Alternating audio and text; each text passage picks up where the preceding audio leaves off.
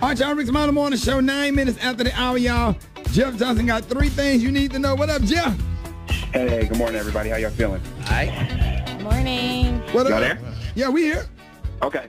So listen, Rick, I got 3 things really quickly. I am really, really disappointed, though it may be typical, and there may be some people that get upset that I say it's typical, that what's happening in the Congress as it relates to Representative Ilhan Omar. And I say what's happening in the Congress because, for those of you that don't know, Representative Ilhan Omar, who is from Minnesota, has come under fire for remarks that she's made and critical remarks that she's made about the relationship between the United States and Israel. And, Rick, you know, a lot of people saw the ad that Trump took out that essentially showed an image of the towers being attacked, and then side by side with Representative Omar, and said, never forget. And as a result, she's seen an uptick in the number of death threats she's received. Just this week, Representative Nancy Pelosi, had to increase her security detail because these threats that are coming against her have been viewed as credible. And Trump is going to be Trump, and I think that what Trump has done is deplorable. But my concern is Democrats that are wishy-washy about defending her humanity and protecting her in the name of them not liking what she said. Right. And you don't have to agree with what she said. You don't have to agree with her position on Palestine. You don't have to agree with her position on Israel. You don't have to think that the words that she used were right or not. But when somebody is a member of your party, let alone a human being that you work with, you should defend them and defend their right to free speech, defend their right to represent the demographic that elected them, and to protect them. And I am just incredibly disappointed at the large number of Democrats who have not been aggressively defending her in the name of their own weakness. And in many cases, in the name of their schizophrenia, because they get so skittish around the issue of Israel that they don't want to go against the Jewish lobby. And this isn't about that. This is your colleague, this is your party mate, this is a human being. Argue what she said, but defend her. Otherwise, y'all are just unbelievably and consistently weak. The second thing that I want to talk about is you all saw the reports that came out of Los Angeles about Kerry Lathan, the brother who was with Nipsey when he was killed and was also shot.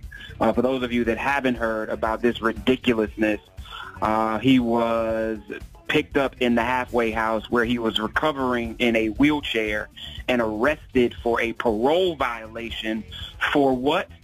Being with Nipsey. This is the most ridiculous-ish ever.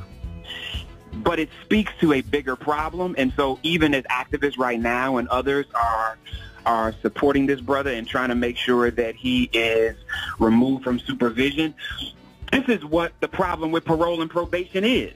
Yeah. Right. And so it's not just him.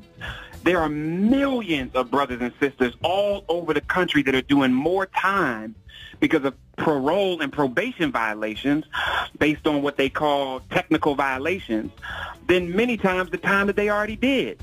And so for those of you that don't know what technical violations are, that means if you come home and you affiliate with a known felon, you potentially can go back to jail, which is the most absurd law in the history of laws.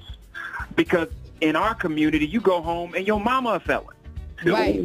Where are you supposed to stay? Where are you supposed to live? They're not giving me housing. They're not giving me access to employment.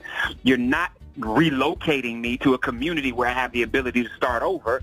I'm going home where I hustled, where I lived, where people have my back, where I was protected. And you're telling me that because I have affiliation, y'all, there are technical violations as bad as if you are late to a meeting with a probation or parole officer, you can be reincarcerated. And so there are a number of organizations, you all, that are fighting this all over, but it is something that we have to talk about, because if we don't reform this part of the justice system, it's not just about Brother Kerry and what is happening to him. It's about your auntie, your cousins, your sons, your daughters, who are doing time when they already paid their damn debt. And all this is paying your debt 3, 4, and 5 times. And don't get me started on youth probation and parole. When they get you into a courtroom and tell you that you should plead, so you take probation instead of time. And then as a result of that probation, you end up getting 3 and 4 violations where you end up serving more time than you ever would have if you just went to the youth detention facility in the first place. Right. And so, y'all, this has got to stop. And so there are a number of organizations out there. My man Meek Mill and Reform is one of them, but that's the newest and the largest. There are tons of local brothers and sisters that have been fighting this and continue to. And before I get out of here, Rick, the last thing is young CJ Wallace, Biggie's son, is launching a cannabis company. And the reason it's directly related to number 2 is because this cannabis company is designed to take proceeds and invest them in social justice and prison reform. Nice. And so really want y'all to pay attention to that as it comes online. They're already selling paraphernalia, and their first strain is getting ready to come out. It's called Frank White. And well played. He exactly. He said we can no longer stand. What's that? They need testers.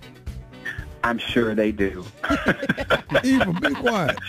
He said we can no longer stand idly by while our people struggle in the face of unjust marijuana laws and environmental policies that disproportionately target people of color. And so Think Big is the name of the company, you all. So be on the lookout for it, not just because of the strain, because if you don't smoke weed, you can still support a marijuana company that's supporting us. So those are 3 things I got for y'all. Y'all have a fantastic Tuesday. Y'all can hit me at Jeff Nation on all social media. There it is. I appreciate you, Jeff. All right, brother. What you got coming up, Gary? Coming up next, y'all, is Jennifer Hudson being fair to her ex-boyfriend. We're going to talk about it next. Rick's About the Morning Show. What's up?